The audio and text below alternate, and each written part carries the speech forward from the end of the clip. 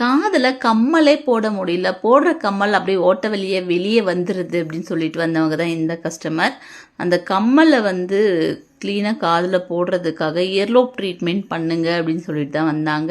Painless இயர்லோப் treatment வந்து நம்ம பண்ணி கொடுத்தோம். பண்ணி கொடுத்ததுக்கப்புறமா அவங்களோட காது வந்து ஹோல் வந்து ஃபுல்லாகவே ரொம்ப நீட்டாக க்ளோஸ் ஆகிடுச்சு. முன்னாடி 2 சைடுமே நீட்டாக க்ளோஸ் ஆகிடுச்சு. அதுக்கப்புறமா தான் வந்து நம்ம கன் ஷாட் பண்ணுறோம்.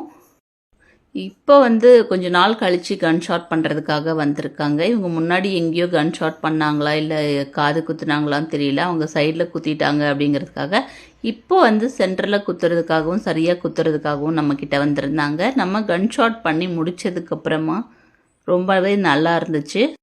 இயர்லோப் ட்ரீட்மெண்ட் முடித்ததுக்கப்புறமா கன் ஷாட்டும் பண்ணியிருக்கோம். ஸோ அவங்களோட இயர் ஹோலை விட இப்போது கன் ஷாட் பண்ணியிருக்கிறது ரொம்ப நல்லா இருக்குன்னு சொன்னாங்க.